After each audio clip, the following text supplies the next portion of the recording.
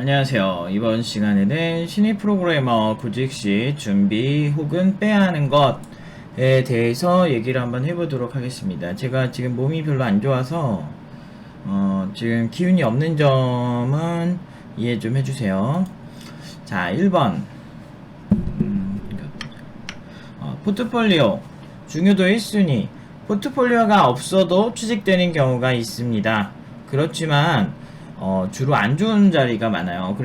그래서 아니면은 대기업 중에서 코딩 테스트로만 뽑는 경우 있어요. 근데 그런 경우는 애초에 스펙에 대해서 되게 냉정하죠. 뭐 인서울만 뽑는다든지 전공자만 뽑는다든지 뭐 이런 경우가 있어요. 그래서 비전공자가 포트폴리오 없이 이렇게 하는 건 조금 위험할 수 있습니다. 그래서 물론 이제 코딩 테스트만 보고 뽑는 경우가 있는데요. 아예 그것만 보고 뽑는 기업은 보통 이제 개발 역량이 그렇게 중요하지 않는 곳인 경우가 더 많긴 한 것 같았어요. 그리고 그러니까 아예 제조업을 하는데 개발 포지션이 있는 그런 회사라든지 보험회사인데 개발 포지션이 있는 거야. 뭐 이런 경우엔 그렇고, 근데 되게 큰 기업인데도 자체적으로 뭐 AI 자체를 개발한다든지 뭐 이런 걸 함에도 불구하고 코딩 테스트만 보고 뽑는 경향이 있는데, 신입 개발자에 한해서요. 그런데 그런 데는 보통 신입 개발자는 허드렛 일을 하고요. 대기업인데도 정작 이제 중요한 AI 이런 부분에서 경력자 아니면은 관련 이제 석사, AI 관련 석사, 인공지능 관련 석사나 박사학위자들이 주도를 해요. 그래서 처음 시작부터 육군사관학교 나온 사람이랑 그냥 육군으로 그냥 현역으로 들어간 사람이랑 절대 계급의 차이를 만들 수가 없잖아요. 그러니까 동일한 계급이 갈 수가 없잖아요. 위로 올라갈 수가 없는 것처럼 아예 딱 그렇게 선이 정해져 있습니다. 그래서 애지간히 잘하지 않으면 좀 힘들 거라고 저는 보고 있어요. 그래서 코딩 테스트로만 뽑는 게 사실 되게 애매해요. 그리고 코딩 테스트로만 뽑아서 들어가서 관리만 하는 사람도 되게 많이 봐가지고, 제가 프리랜서를 꽤 많은 기업이랑 했거든요. 대기업이랑도 많이 했었고, 대기업 프로젝트 많이 하면 관리하는 사람들, 특히 뭐 그쪽 정직원인 분들, 하청기업 관리하는 기업 같은 경우는 전 그렇게 추천하진 않아요. 그래서 대기업 무조건 저는 추천하지 않습니다. 그리고 안 그런 대기업이 있는데 자체적으로 소프트웨어를 개발을 해서 돈 버는 기업들, 네이버나 카카오, 뭐 자체적으로 소프트웨어 역량이 되게 중요한 기업들이 좀 있어요. 요즘은 안 그런 기업이 많이 없긴 한데, 그래도 아예 그냥 근본 사업 자체가 소프트웨어적인 그런 대기업들 같은 경우는 그런 데는 좀 가볼 만한데, 거기서도 제가 아까 말한 것처럼 계급이 있다니까요. 그래서 애초에 돈도 많고 유명한 회사인데 굳이 신입들을 그냥 뽑아가지고 아무것도 모르는 꼬꼬마들 뽑아서 막 얘네들한테 엄청 어려운 일 시킬 리가 없거든요. 근데 그래서 이제 보통 이제 대기업에서 불튀는 그런 인재들은 경력자들 중에서 돈을 많이 줄 의향이 있기 때문에 괜찮은 경력자, 실력 있는 경력자나 아니면 실력 있는 AI 전문가들을 애초에 뭐 박사학위자들, 뭐 해외 유학해온 박사학위자들이라든지 그런 사람들한테 조금 더 그런 사람들이 주로 실무를 주도하죠. 그래서 신입들은 보통은 한 1, 2년은 쩔인 것 같아. 그러다가 이제 슬슬 이제 조금씩 한 3년 차쯤 되면 이제 좀 쓸만해지고 이런 경향이 좀 있어요. 그래서 대기업 아무것도 없는 상태인데 대기업 마냥 그냥 준비 없이, 그러니까 애초에 뭐 내가 대기업 들어가기 전부터 뭔가 잘하던 게 있는 거야. 뭐 그렇게 한 상태에서 들어가면은 대기업이 꽤 나쁘진 않아요. 근데 그리고 가서 좀 괜찮은 포지션에 들어간다면 그거는 괜찮은데, 저는 준비 없이 그냥 꼬꼬마가 아무 생각 없이 가는 거 저 개인적으로 굉장히 추천하지 않습니다. 그래서 어차피 중소기업에서 코딩하나 대기업 가서 코딩하나 사실 근본 자체는 좀 똑같아요. 규모가 좀 다를 뿐이지. 그래서 보통 이제 개인적으로 추천하는 루트는 뭐냐면, 중소기업에 들어가셔서 실력 위주로 키우신 다음에 대기업으로 이직하는 거는 그렇게 어렵진 않아요. 본인이 실력만 있으면 그렇게 어렵지가 않으니까 막 계급이 딱 정해진 게 아니고 꼭 신입으로 무조건 대기업으로 가야 된다 이런 생각 안 하셨으면 좋겠어요. 잘 모르는 사람들이 그런 얘기 하는데 그럴 때마다 좀 불쌍하죠. 근데 뭐 그런 사람들은 어차피 제 얘기 듣지도 않을 거니까 이제 여러분들, 저한테 신뢰가 있는 여러분들은 듣고 한번 생각을 해보셨으면 좋겠어요.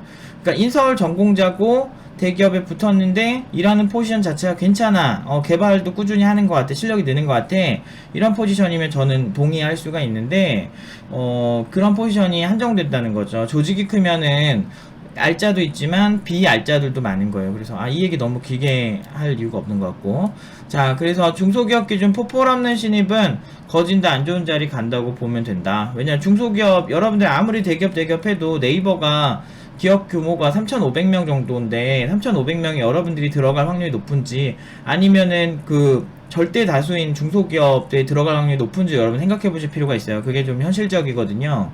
그래서 포폴이 없이 중소기업에 간다라는 건, 중소기업과 대기업이 다른 건 대기업이 돈이 많기 때문에 하청을 써도 돼요. 그래서 실제로 여러분들이 많이 사용하는 스마트폰 안에 들어있는 내부에 있는 앱들이 다 삼성이 본인들이 다 만든 게 아니고 하청기업에게 의뢰를 주고 그 하청기업들이 만드는 경우도 되게 많아요. 그게 거의 일반적이거든요. 앱이 너무 많잖아.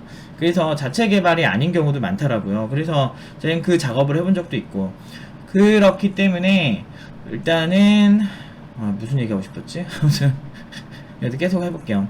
일단은 중소기업 같은 경우는 하청, 물론 중소기업 하청에 하청을 주는 경우도 있긴 하지만 중소기업 같은 경우는 어쨌든 당장 실무하는 인력이 사실 더 중요해요. 그래서 기업에 갔을 때 당장 실무할 확률이 좀 높다는 거죠. 왜냐면 사람이 많지가 않아가지고 다 해야 돼, 다.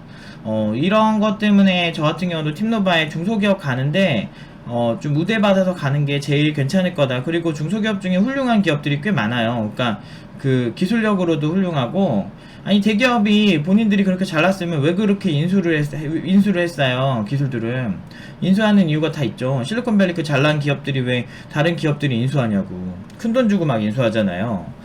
그 기술 기반 스타트업도 은근히 많이 인수해요. 그러니까 그 이유가 뭐겠어요. 중소기업의 기술력이 낮다고 생각하는 건 이제 본인들 잘 시야가 좁거나 잘 모르는 사람들 얘기예요.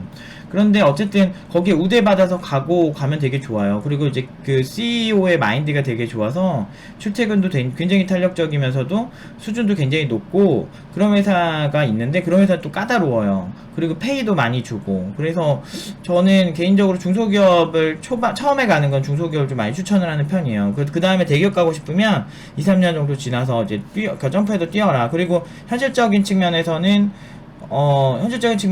중소기업, 너네 어차피 비전공자고 막 고졸이고 막 이런 애들한테 막 대기업 꿈을 꿔라 막 이렇게 하는 건 사실 희망 고문이거든. 우리가 좀 현실적으로 계산을 할 필요가 있어요. 근데 그래서 일단 처음에는 중소기업에서 시작하고 경력이 쌓이면 그게 너의 커리어가 되니까 나중에 대기업 가고 싶으면 대기업 가라. 이게 제 생각입니다. 근데 충분히 가능하고, 뭐 저도 그런 게 되게 많았어요. 그래서 근데 대기업 저 별로 안 좋아해서.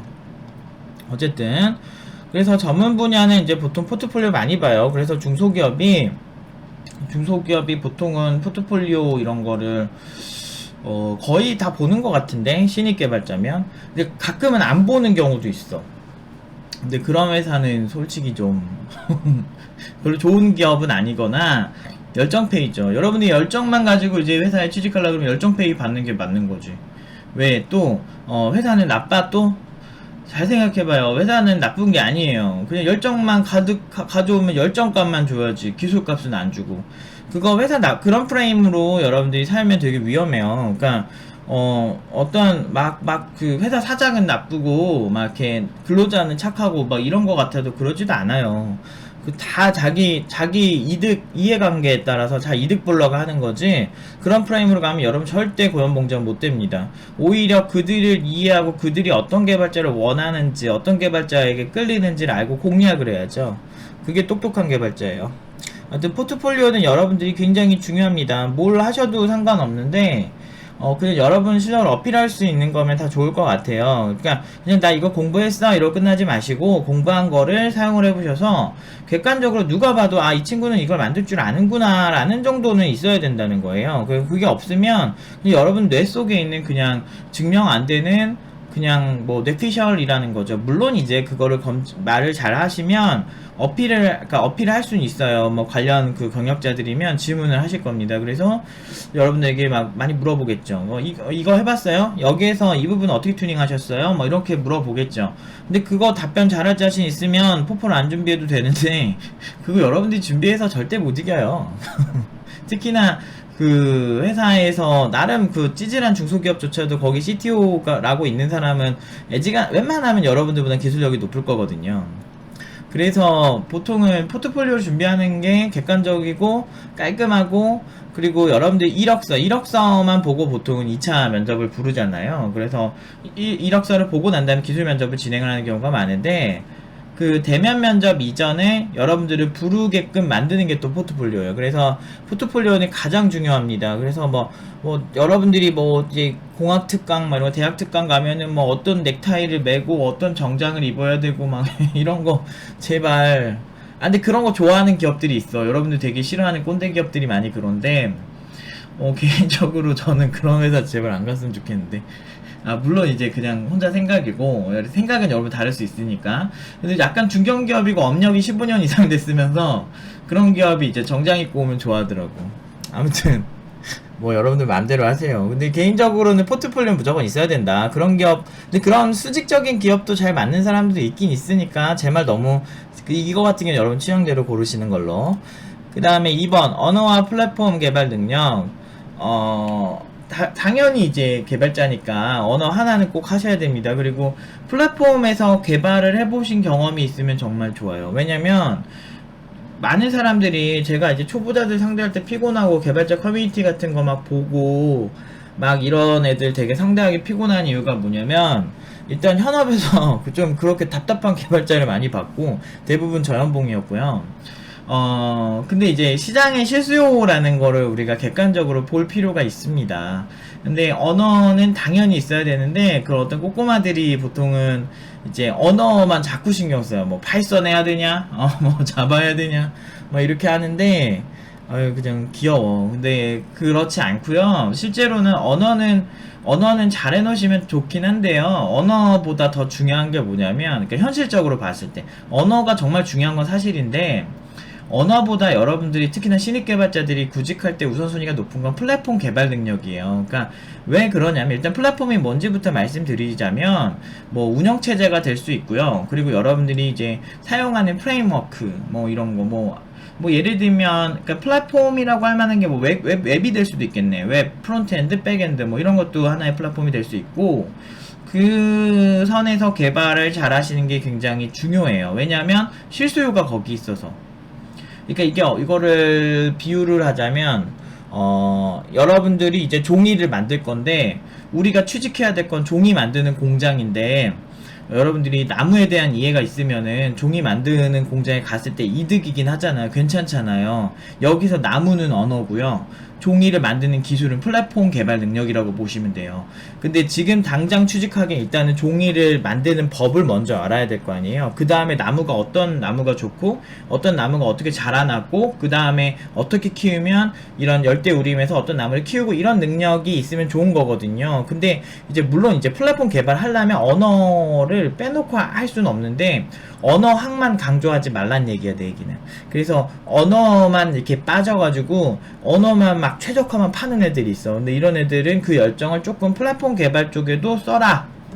왜냐, 실수요가 플랫폼 개발에 있어요. 그래서 여러분들이 C 개발자 뽑습니다, 뭐 이런 경우도 있긴 있어요. 근데 그런 쪽은요, 애초에 개발자들이 약간 그 장르를 이렇게 대놓고 선호하지 않는 경우. 그러니까 이게 무슨 얘기냐면, 뭐 예를 들어서 보안 쪽에도 그냥 어떤 보안 개발이라고 얘기를 안 하고 그냥 C 개발을 할 수 있으면 그냥 뽑는 경향이 있어요. 그게 왜 그러냐면, 모든 그러니까 여러분 보안하면 다 해커 생각하는데 그렇지 않고 보안 제품도 개발이 필요하거든요. 그래서 그냥 보통은 이제 보안 전문 개발 이런 학원도 없을 뿐더러 그게 좀 약간 모호해요. 왜냐면은 보안은 모든 플랫폼에서 다 필요하니까, 모든 운영체에 다 필요하니까 그냥 C 개발자 뽑습니다, 막 이렇게 해가지고 자기네들이 자체적으로 이렇게 알려주는 경우가 있어요. 그러니까 예를 들어서 안드로이드나 iOS 같은 경우는 플랫폼 개발을 학원생들 수준에서 많이 도전을 하잖아요. 웹 개발도 그렇고. 그래서 그런 경우 같은 경우는 그렇게 학원도 많고, 그래서 안드로이드에 능숙한 개발자를 찾습니다 라고 얘기를 하면 충분히 있죠. 근데 보안은 그냥 보안 전문가 뽑습니다, 또는 보안 회사인데 개발자 뽑습니다, 이렇게 해가지고 자체적으로 막 두 번 세 번 교육하는 경우가 좀 있어요. 근데 그거에 대한 약간 부작용도 있긴 한데, 뭐 그렇게 해가지고 제 예전에 이제 보안회사 다녔잖아요. 근데 보안회사 있을 때도 제가 보안 지식은 웹 보안 지식이랑 뭐 이렇게 시스템 보안 지식 어느 정도 있었는데 제 주 메인 포지션이 아니니까 그냥 뭐 그렇게 엄청 잘하는 수준은 아니었어요. 보안회사 가기 전에는. 근데 이제 플랫폼 개발을 워낙 잘하다 보니까 그쪽에서 되게 긍정적으로 봐주시더라고요. 그래서 오히려 갔더니 이 업무에, 그 회사 같은 업무의 한 80%는 보안 지식보다는 플랫폼 개발 지식이 더 중요했었던 경우도 있었어요. 그래서 그쪽에서 오히려 너 왜 이렇게 개발을 잘하냐면서 굉장히 칭찬을 많이 받았죠. 그러니까 오히려 그 보안적인 거는 가끔 부수적일 때가 있어서 개인적으로는 여러분들이 플랫폼 보안회사 가고 싶어도요, 보안 그 회사 여기 웹방화벽이면 웹방화벽, 인베디드면 인베디드 쪽도 뭐 C 개발자만 그냥 뽑아서 교육하는 경우가 있어요. 인베디드도 워낙 장르가 너무 넓다 보니까 그냥 그거 관련된 기술이 있으면 좋은 거고, 아님 말고 우대사항에 뭐 예를 들어서 우리가 뭐 이렇게 ATM기를 만들어 그러면은 이 ATM기 관련 유경험자 환영 뭐 이렇게 하면 우대사항에 있을 수는 있겠지만 필수는 아니더라고요. 그래서 언어만 보고 뽑는 회사도 있긴 있지만 그것보단 플랫폼이 절대적이다 라고 말하고 싶네요. 플랫폼 관련된 거. 그래서 그러니까 거의 플랫폼 지식 없이 언어만 가지고 자바 웹개발자 된다고 하면 아마 거의 안 될걸요, 굳이. 왜냐면은 그 특수성이 있는데 그거 언제 교육해? 그거 몇 개월 또 걸릴 텐데. 그래서 별로 여러 플랫폼 하나 하셔야 돼요. 그래서 웹이면 웹 중에서 프론트엔드면 프론트엔드, 백엔드면 백엔드, 뭐 이런 식으로 하나는 꼭 있으셔야 됩니다. 그래서 여러분들 다니는 학원들, 여러분들 이제 단과반으로 다니는 학원들 같은 경우가 대부분 그렇게 하죠. 근데 좀 지치네요. 좀 힘들다. 자, 아무튼 그래서 좀 빨리빨리 할게요. 그래서 언어와 플랫폼 개발 능력이 필요하다. 그리고 이제 관련 뭐 이렇게 수상 자격을 쓰셔도 되는데, 문제는 이제 네팔 봉사활동한 거 막 이런 걸로 막 채우지 말라고. 되게 피곤해. 보는 입장에서. 개발자 뽑는데 네팔 봉사활동이 무슨 의미가 있어. 뭐 인성이 좋다고? 그런 게 어딨어. 전형적인 사무직에서만 보는 거 막. 그러니까 비실용적으로 뽑죠. 막 뽑잖아. 근데 개발자 쪽은 바로 이제 실용적인 분야에 바로 써야 돼요. 개발자 잘못 뽑으면 피똥 싸거든. 같이 일하는 사람도 같이 야근하고 되게 힘들어져요. 그래서 되게 까다롭습니다. 그래서 개발 관련 경험은 최대한 쓰시는 걸 좀 이렇게 좋은 것 같아요. 그리고 하나 이상의 언어 플랫폼은 필수다라고 보셔도 무방합니다. 이거 안 되면은 여러분 아까 말한 열정페이 받는 회사 가야 돼요. 자, 3번 자기소개. 이거는 왜 제가 썼냐면 안 중요해가지고. 왜 안 중요하냐면 가끔 막 있어. 나는 어렸을 때 뭐 우리 엄마가 뭐 이렇게 개천에서 어떤 뭐 이무기, 뱀을 잡았는데 그 뱀이 알고 보니까 하늘로 승천하다. 그리고 내가 태어났다. 막 이런 거 쓰는 애들이 있거든. 근데 제발 그러진 않았으면 좋겠어요. 왜냐면은 힘들어. 막 그 2페이지 썼는데, 그래서 개발은 뭐 하는데 막 이렇게 봤을 때 개발할 줄 아는 건 없어. 그래서 제가 이력 썼을 때, 팀노바 팀원들 이력 쓸 때, 너네 자기소개 길게 쓰지 말라고. 그냥 한두 줄? 뭐 이렇게 그냥 자기가 추구하는 가장 중요한 것만 그냥 쓰고 말라고 이제 얘기를 할 때가 있는데, 아예 안 써도 된다 그러고 해요, 저는. 근데 이런 얘기하면, 이제 어떤 회사에서 막 태클을 걸어, 이제 팀원들한테. 제가 이제 다 애들이랑 얘기하니까, 이 얘기를 하면, 이제, 걔들한테 그러는 거야, 막. 왜 자기소개 안 썼냐? 너는 구직을 잘 못한다. 뭐 이런 식으로 막 알려주려고 그러거든. 근데 그런 회사들, 그러니까 약간 꼰대 회사들이 많이 그러죠. 그러니까 남 태도 보는 거 좋아하는 애들이 있어. 근데 개발자 뽑잖아. 그러니까 근로자는요, 아니 본인들이 평생 직장을 지켜주던 80년대 90년대도 아니고, 차라리 그때처럼 하고 평생 이제 안 자르고 데리고 갈 거면 나는 좀 이해라도 되는데, 요새 뭐 개발자 근속이 2년 3년인데 평균 IT 업계 이직률이 3년에 한 번이에요. 그러니까 그게 무슨 얘기일까요? 한 3년 정도 일하고 말 회사가 뭐가 이렇게 나의 태도를 신경 쓰냐고. 근데 아니 냉정하게 보면 그렇다는 거예요. 통계가 그래. 저는 팩트 없이 얘기 잘 안 해요. 아무튼 근데 그런 회사에서 이런 거 보는 것 자체가 굉장히 상대방의 태도를 따지죠. 근데 이런 회사의 특징이 뭐냐면 보통은 이제 지각에 예민해요. 그러니까 아니 좀 사람이 살다 보면 똥 싸다 보면 똥이 안 끊겨가지고 조금 늦게 출근할 수도 있잖아. 근데 그거 가지고 예민할 확률이 높아요. 그러니까 왜냐면 태도를 중요하게 생각하거든. 그리고 남들보다 좀 일찍 와서 막 이렇게 해라, 막 넌 신입개발자니까 30분 일찍 와라, 막 이런 말도 안 되는 소리를 하는 경우도 있는데, 요새 이런 게 없어진 것 같아도 안 그래요. 막상 가면은 꼰대 같은 사람 되게 많아요. 왜냐면 여러분들보다 실무진들이 40대, 대부분 40대, 또 임원진들도 50대가 많거든. 그러면은 그런 사람들은 여러분들도 막 20살 이상 많잖아. 근데 그런 사람들이 문화를 만드는데, 그 사람 다 군대 갔다 왔잖아. 군대에서 태도 존나 따지잖아. 근데 여기에 또 남초 현상이 존나 심하잖아. 그러니까 보면은 다 그런 문화를 은연중에 자기는 수평적이게 생각하는데, 잘 보면 꼰대인 사람 되게 많아요. 그래서 그런 거를 약간 오히려 그런 회사에서 그냥 연락 안 줬으면 좋겠어서 의외로 이런 거 쓰지 말라 그래요. 저는. 아, 연락 와봤자 뭐해. 가서 그런 사람 봐서 만나면 서로 피곤한데. 근데 회사는 많아요. 회사 많고 자기한테 핏이 맞는 회사로 가면 돼요. 근데 IT 업계에 대해 수평적이 좋은 회사들도 많은데, 아직도 또 업력이 좀 오래되고 막 그런 좀 이렇게 신입한테 가혹한 회사들이 너무 많아. 이등병한테는 가혹하지만 병장은 꿀 빠는 것 같은 회사들, 사실 그렇게 그 병장처럼 병장을 본받고 싶진 않잖아요. 병장이 자기는 편하게 지내고 이등병은 힘들게 하면 약간 그런 느낌 아닐까 싶어요, 저는. 그러니까 저는 이렇게 보면 저 개발자 진짜 굉장히 멋있다, 이런 선배들도 봤는데, 저 새끼 뭐야? 막 선배도 아까 저 새끼 뭐야? 막 이렇게, 아니 저 새끼 왜 저렇게 살지? 막 이런 거 되게 많이 봤거든. 그래서 자기소개, 물론 이제 자기소개 잘 쓰면 좋은데, 대기업에서 많이 따질 거예요. 근데 대기업에서 많이 따질 확률이 높은데, 그래서 내가 대기업을 별로 좋아하지 않아요.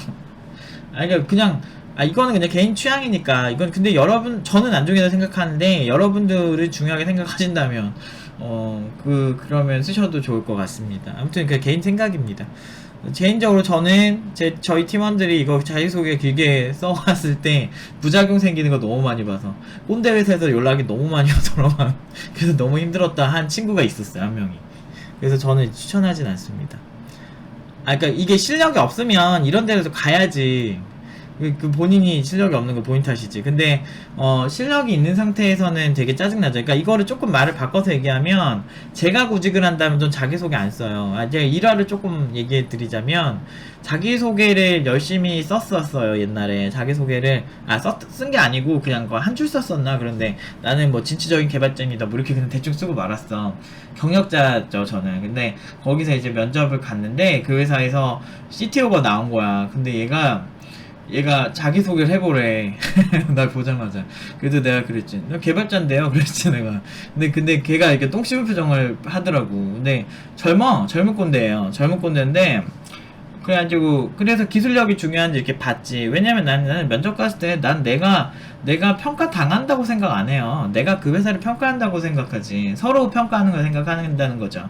그래서 그냥 이렇게 딱 보고서 그 회사 이제 기술력이 괜찮아야 좀 갈까 말까 고민을 하거든. 아무튼 그래가지고 내가 지금 뭐 오히려 내가 역질문한 적도 있었어. 혹시 이거 회사에서 이거 하는데 이거 쓰셨어요? 막 이렇게 물어봤었지.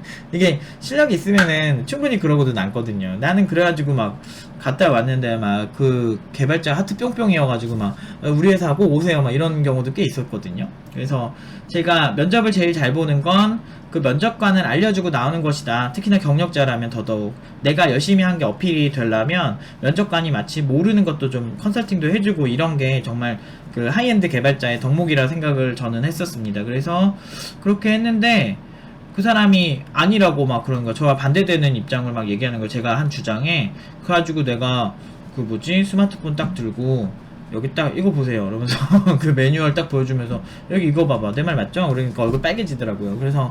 그래가지고 끝나고 나서 내가 약 올리려고 그런 건 아닌데, 면접 결과 왜 안 알려주세요 이렇게 문자 보내니까 너무 실력은 출중하시나 저희 회사와 잘 안 맞는 것 같습니다. 지도 민망한 거지. 막 그런 회사 있었어요. 약간 뭐라 해야 되지? 젊은 꼰대들이 좀 그런 경향이 있어요. 그러니까 뭔가 이렇게 근로자를 약간 너무 약자로 보나, 너무 이렇게 자기들 그걸로 알로 본다 그래야 되나, 막 그런 게 좀 있어서 되게 싫었죠. 자, 그 다음에 자기소개는 아무튼 저의 견해는 그렇고요. 4번 라이브러리 프레임워크 사용 경험, 이거는 있으면 좋아요. 그래서 이전 영상에 제가 예전에 찍은 거 1차 2차 생산, 제가 그거를 영상 끝나고 마지막에 링크를 달아 두겠습니다. 끝에 1차 2차 생산 3차 생산적으로 나뉜다 라고 이제 얘기를 했는데, 미래에는 이런 경우가 더 심화될 것이다. 그래서 외부 API를 사용한다든지 프레임워크를 사용하는 것은 여러분들이 좋아하는 글로벌 기업들조차 자주 쓴다. 오픈소스조차 많이 쓰는데요. 그래서 옷 만든 사람이 누에를 직접 키워서 소재를 만들진 않잖아요. 그래서 1차, 2차, 3차 생산자라고 요거 기억하세요. 지금 이런 얘기를 많이 안 해. 근데 나만 이 얘기를 하거든. 1차, 2차, 3차 생산자로 나눠져 있다. 이런 얘기를 하는데 개발자들이 경계가 모호한 것 같아. 이런 얘기 나중에 이제 이게 성지가 될 겁니다. 이거 당연한 거야. 너무나 뻔한 거거든. 그래서 아무튼 라이브러리 프레임워크 사용 경험이 필요해요. 뭐 대표적으로 스프링, 뭐 아니면 뭐 안드로이드도 약간 그런 성향이 좀 강하고요. 그리고 라이브러리랑 프레임워크랑 다릅니다. 그래서 라이브러리는 기능 하나, 프레임워크는 전체 일을 하는 하나의 틀이기 때문에 양쪽 다 경험이 있으시면 좋을 것 같아요. 근데 안드로이드나 뭐 iOS도 따로 크게 보면은 프레임워크이자 플랫폼이기도 해가지고 사실 그게 좀 애매하긴 하네요. 근데 어쨌든 플랫폼 하나만 잘 하셔도 자연스럽게 쓰시게 되는데 개념은 좀 알고 쓰셨으면 좋겠어요. 그 다음에 소스 관리, 요거는 거의 필수인 것 같아요. 요새 거의 Git이나 SVN을 많이 쓰는데 저는 이제 올드한 개발자 CVS부터 썼는데 미치겠다.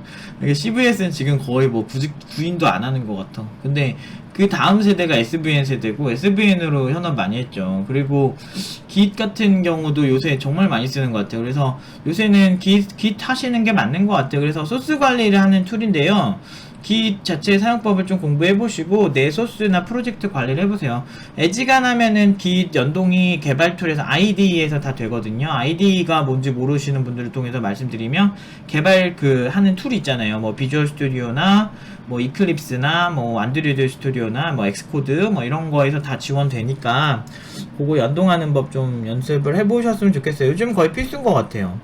그 다음에 데이터베이스 SQLite나 MySQL이다. 그러니까 클라이언트 개발자라면은요, 로컬 데이터베이스는 SQLite나 인베디드 데이터베이스 같은 건데 SQLite 많이 쓰더라고. 거의 스마트폰에서는 SQLite 많이 쓰고 웹 개발에서도 SQLite 많이 써요. 근데 그거 말고도 많이 쓰는데 어떤 종류가 있는지 궁금하시면은 조사를 좀 해보시면 되는데 크롬 같은 경우는 지원하는 데이터베이스를 다 개발자 모드에서 다 볼 수 있거든요.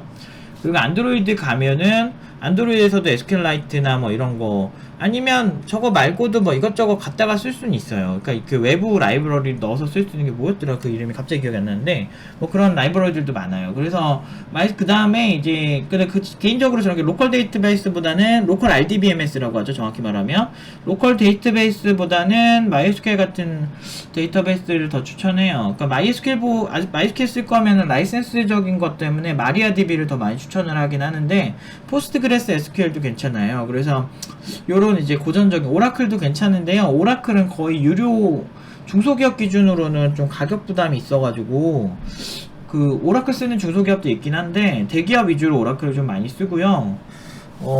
그냥 저렴하게 무료로 빠르게 쓰겠다 하면은 마리아DB가 지금은 제일 괜찮은 것 같아요. 포스트그레스 SQL이랑 둘 다 장단점이 있는데 그거는 나중에 팀누마 응용 2단계에서 학생들이 연구한 연구 결과를 보여주면서 제가 뭐가 더 어떤 상황이 좋은지 말씀을 드릴게요. 그리고 하나 이상의 데이터베이스를 해보는 게 좋은 것 같아요. 그래서 가능하시다면 시간이 좀 있으시다면 키밸류 기반의 데이터베이스 그 키밸류 모델로 사용한 데이터베이스까지 다뤄보시는 것까지만 해도 생각의 확장이 좀 있는 것 같아요. 참고로 여기 있는 모든 시나리오는 팀노바에서는 다 지키고 있는 건데 그것보다 좀 한두 단계가 더 많이 들어가서 사실은 실제 여러분들, 그러니까 이거는 이제 여러분들 꼬꼬마인 여러분들, 이제 신입 개발자가 지망하고 있는 여러분들이 기준에서 제가 말씀을 드리는 거고, 이제 팀노바에서는 여기보다는 한두 단계 더 들어가니까 이게 팀노바가 이럴 것이다 라고 생각 안 하셨으면 좋겠어요. 근데 큰 틀은 다르진 않는데 여러분 상황에 좀 맞춰준 거예요. 지금 이게 좀 현실적으로 팀노바에서는 트레이닝이 좀 워낙에 달라서. 이게 7번인데 자, 그 다음에 코딩 테스트에 대해서 좀 얘기를 해볼게요. 그 뻔한 코딩 테스트 문제풀이 같은 게 있어요. 아예 그 전문적으로 책도 나왔더만. 그래서 그런 코딩 테스트 문제로 전문적으로 하는 학원도 있는 것 같아요. 근데 그런 걸로 대기업은 근데 그런 것도 좋아하긴 해. 특히나 뭐 어디라고 말하면 이렇게 명예훼손 할까봐 말을 못 하겠는데 네, 막, 뻔한 데 있잖아. 아무튼. 그 문제풀이 그대로 시험에 나오는 그런 곳 같은 경우는 개인적으로는 별로 추천하고 싶진 않은데, 여러분들 뭐 당장 취업하면 끝나는 게 아니라니까. 신데렐라 왕자님은 행복하게 살았습니다가 아니라니까. 가서 해야 될 게 훨씬 많아. 실무라는 게 원래 가서가 더 중요해요. 여러분들 이제 4, 50대까지, 특히나 50대 이상, 뭐 60대, 뭐 이때까지 이제 롱런 하면서 여러분이 살고 싶은 삶의 질까지 생각을 하면서 회사를 다녀야 될 거 아니야.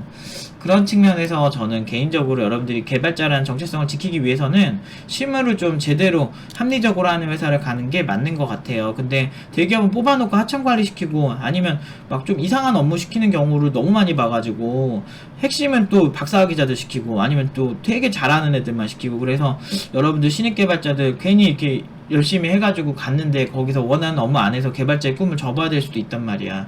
그것 때문에 조금 불안한 게 있어서 제가 그렇게 많이 좋아하지 않아요. 그러니까 뭐 뭐로 가든 코딩할 수 있는 곳으로 가는 게 여러분 장기적으로 여러분 개발자라고 하는 여러분의 정체성을 지키기에는 더 좋지 않을까 합니다.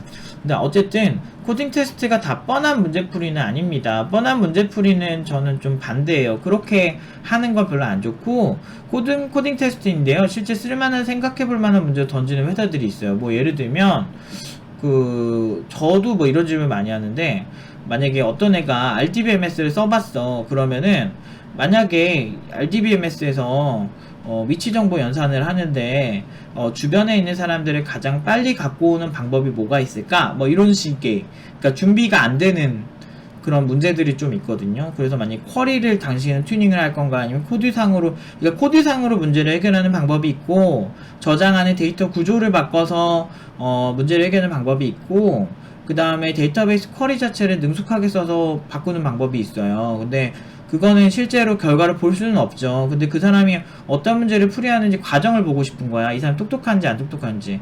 자, 여기에 연결되는 게 뭐냐. 구글에서 실제로 이런 문제 낸 적 있죠.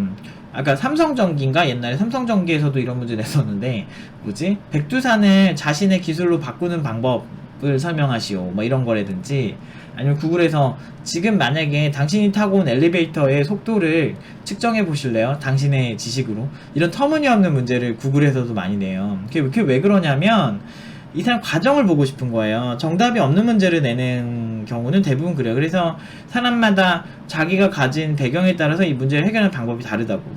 근데 그 과정을 보고서 이 사람이 똑똑하다 아니다를 보고 싶은 거죠.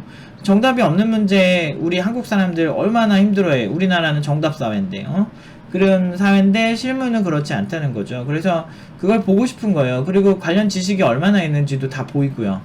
그래서 좀 약간 추상적인 질문도 일종의 어떻게 보면 코딩 테스트라고 볼 수도 있죠. 아니면 기본적인 사용 정도만 보는 것도 있었어. 근데 내가 괜찮고 피지컬이 있으면 코딩 테스트 안 보던데? 난 개인적으로 코딩 테스트를 볼 일이 거의 없었어요. 코딩 테스트 있는 회사인데 뭐 커리어도 괜찮고 그냥 소스만 잠깐 보여주고 끝났어. 그래서 내가 소스 보여드릴까요? 이렇게 해서 전 제 소스 잘 보여주거든요. 면접 가면 이거는 이래서 이렇게 짰고 막 그런 거 보면 코딩 테스트 볼 필요 없겠네요. 뭐 이러면서 좋아하시더라고. 그러니까 코딩 테스트만 뽑는 기업이 많다라고 여러분 생각을 하실 수가 있는데 개인적으로는 저는 좋아하진 않아요. 그러니까 물론 이제 그렇게 회사 갈 수 있고 그런 개발자들도 중에도 잘하는 개발자들 많아요. 근데 좀 배경이 다를 거다라는 거죠. 특히나 이런 영상을 보는 분들 같은 경우는 거의 꼬꼬마들, 거의 이제 개발을 늦게 시작하거나 이런 사람들인데 그런 사람들이 좀 오해할 수가 있어요. 보통 코딩 테스트를 굉장히 잘하면서 개발까지 잘하는 애들은요 오래 했어요. 여러분들보다. 근데 우리는 단축된 시간에서 우선순위만 잘 가져가면 10년 뒤에 여러분들이 부러워하는 잘하는 개발자 못지않게 좀 스마트하게 하면은 충분히 저는 가능성이 있다고 보고 실제로 심노바 취업 결과로 다 얘기를 하잖아요. 그래서 그러니까 어디든 리더가 똑똑해야 돼요. 리더가 똑똑해야 여러분들이 잘 될 수 있어요. 그래서 여러분들이 회사 가서 좋은 팀장을 만나거나 좋은 CTO를 만나야 되는데 그 좋은 팀장이나 좋은 CTO가 있는 회사는 까다로워. 들어가기 힘들어. 그래서 여러분들이 준비를 좀 잘 하셔야 한다라고 이제 생각을 합니다. 하다 보니까 많이 길어졌는데 다시 이제 좀 정리할게요. 1번 포트폴리오 제일 중요하다. 그리고 언어와 플랫폼 개발 능력은 당연히 포트폴리오에 녹여야 되겠죠. 막 뜬금없는 거 만들지 뜬금없는 거, 언어랑 플랫폼을 많이 하는 것보다요, 하나라는 게 중요해요. 하나라도 제대로 하는 게 중요하면 먹고 사는데 지장 1도 없다. 뭐 추천 좀 해달라고 한다면 아무거나 하세요. 인공지능 같은 경우는 석사를 많이 뽑긴 한데, 뭐 블록체인도 좋고, 요새 뭐 웹개발도 나쁘진 않아요. 웹개발도 계속 발전하고 있어. 보면 웹브라우저가 점점 스펙이 되게 좋아지고 있거든. 뭘 하든 상관없어요. 그러니까 안드로이드 뭐 iOS 뭐 윈도우즈도 뭐 수요가 낮아진다 해도 뭐 꾸준히 그 게임 개발도 괜찮고 하고 싶은 거 하세요. 그냥 수준이 문제지, 그러니까 대부분 수준이 문제지, 그 업계가 잘 나갈 겁니까? 뭐 이렇게 자꾸 물어보는데, 아우, 그 업계 가지고 자꾸 이렇게 하지만 어느 분야도 다 괜찮아, 지금. 근데 자꾸 하고 싶은 거 하세요, 하고 싶은 거. 거기서 내가 깊게 팔 수 있는 거, 그러면 다 괜찮아. 자기소개, 저는 개인적으로 안 중요하다고 얘기했고요. 그리고 라이브러리, 프레임워크 이런 거 사용해 보시면 돼요. 아, 그리고 간단하게 이제 카카오에서 뽑는 거 한번 보여드릴까요?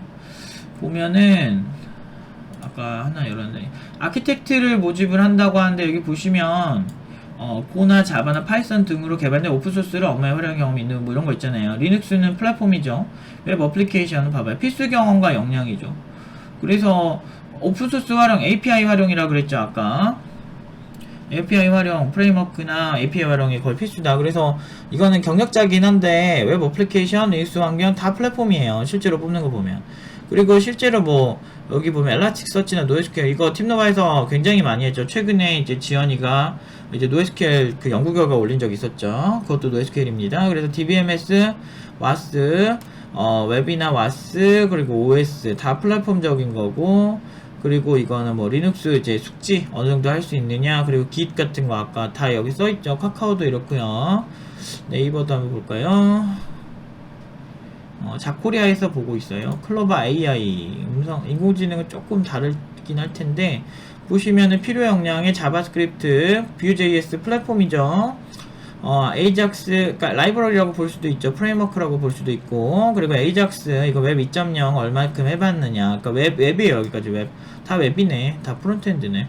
그래서 여기까지, 여기 다 프론트엔드 개발자 뽑나 보네요. AI 합성, 크로스 브라우징. 이것도 이제 크로스 브라우징이 뭐냐면 이제 파이어폭스나 뭐 크롬이나 뭐 이런 여러가지 웹브라우저를 다 이렇게 지원해봤냐. 왜냐면 좀 달라요. 실제 보면 어떤 거 지원되고 어떤 거 안 되는 게 있어서 거기서 어떻게 그 합의점을 잘 찾아본 적이 있느냐 뭐 이런 거. HTML5도 이거 요쪽은 그냥 웹 프론트엔드인데. 그 다음에 우대사항에 보시면 기 질화 등을 위한 개발자 및 디자이너 협업 경험. 이거는 커뮤니케이션적인 거. 맞다. 제가 강조 못했지만 커뮤니케이션도 되게 중요합니다. 그리고 성능 문제 진단 해결. 이것도 이제 성능 문제 진단 툴들이 좀 있어요. 그래서 아까 말한 라이브러리 사용 경험, 외부 API, 이걸 벗어나지 않는다. 자, 그래서 이런 것도 잘 아시면 좋고요. 이제 고단하죠. 공부할 게 많으니까. 그래서 보면은 다 저 틀에서 어지간하면은 다 돼요. 뭐 이것도 웨일 브라우저, 그 네이버에서 만드는 브라우저, 보면은 필요 역량은 이제 요렇게 프론트엔드 개발 그냥 적대 마크업 가능자, ESU 및 웹표준 마크업 가능자. 왜냐면 웹표준이 중요해요. 아까 말한 크로스 브라우징 때문에. 그래서 그런 것도 그렇고, Vue.js, 모던 프레임워크, 여기 대놓고 프레임워크라고 하죠.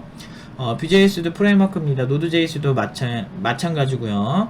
최신 개발 환경, 이거는 최신 개발 환경이라고 말하기 좀 애매한데, 아무튼 그래서 새로운 스펙에 관심이 많고 웹에서 새로운 시도를 즐기시는 분, 크롬 확장에, 그래서 이 웹브라우저 관련돼서 더 특화된 걸 많이 원하네요. 긍정적 사고, 자기주도적. 잘하면 이런 거 안 보더라고. 그 다음에 네이버 지도팀인데 필요 역량은 리눅스, 레디스, 맨캐시, 여기 노에스큐엘 나오죠. 엘라스틱서치 다 여기서 바니쉬 빼고는 다 써. 다 팀노바에도 다 하는 거예요. 학생들 다 많이 하고. 그리고 다 포스. 이것도 오라클 유료로 쓰는 거 말고, 근데 오라클 뭐 공부용으로 무료 쓸 수 있긴 한데 다 우리가 하는 거. 노드.js로도 포폴 만드는 애들 많아요. 그래서 다 필요 역량이 요 정도인데, 우대사항은 대용량 웹 서비스 개발 경험자 뭐 이런 건데, 요런 거는 이제 여러분들이 초보자가 처음부터 막 하기 힘든데 이 필요 역량만 잘 갖춰도 괜찮죠. 근데 이게 경력 사원이 이게 문제지. 그래서 근데 여러분들이 준비를 할 때 난 신입이니까 신입만큼만 할 거야 이러지 마시고 난 경력자만큼 할 거야 라고 하시는 게 훨씬 좋을 것 같아요. 저는 그렇게 준비시키거든요, 팀노바이들. 그래서 아무튼 정리를 하자면 아무튼 그래요. 그래서 자, 여기서 아까 깃도 나왔죠. 그리고 데이터베이스도 나왔죠. 그래서 여러분들 뭘 하시던 이거는 너무 괜찮은 진리 같은 거예요. 그래서 요 정도만 하시면 좋은데 요거 다 했어 그러면은 뭐 OSI 7계층을 제대로 공부하려면은 TCP/IP로 뭐 채팅 같은 거 해보시는 게 좋죠. 그러니까 팀노바 포트폴리오가 비슷한 게 그거 하면은 배우는 게 뻔해서 그래요. 그러니까 되게 좋은 게 많아서. 그래서 그거 다 시켜보려고 하다 좀 비슷해진 경향이 있는데, 그러니까 이 딱 팀노바 포트폴리오만의 그 어떤 되게 공통 그게 분야가 좀 있어요. 그거를 좀 시키고 싶어서 하는 거니까 여러분들도 좀 팀노바 포트폴리오처럼 만드는 건 조금 난해하고요. 여러분들 플랫폼에서 만약에 웹 개발자면은 웹소켓 같은 것도 한번 해보시면 재밌어요. 그러니까 TCP/IP 따로 공부하시고 웹소켓에 한 번 더 프로토콜이 바뀌어요. 그래서 웹소켓을 어떤 원리로 이거를 할 수 있는 것인가 한번 생각해 보시면 되게 재밌고, 재미없을걸? 처음 하면. 그것도 괜찮을 것 같고, 아무튼 그렇습니다. 뭐 이렇게 자꾸 말이 많을까? 40분이 지났네요. 네, 아무튼, 질문이 있으시면은 댓글 달아주세요. 제가 아는 선에서는 최대한 가이드 드릴게요. 좀 모르시거나 좀 그러면 가이드 드리고, 그리고 제가 몸이 좀 불편해서 나중에 좀 공지를 하긴 할 건데, 아마 그 장기까지는 아닌데 뭐 2주 잠깐 또 유튜브로 운영을 못 할 수도 있어요. 그래서 그때 다시 말씀을 드릴게요. 아무튼 좀 기운이 없어서 죄송하고요. 아무튼 여기까지 하도록 하겠습니다.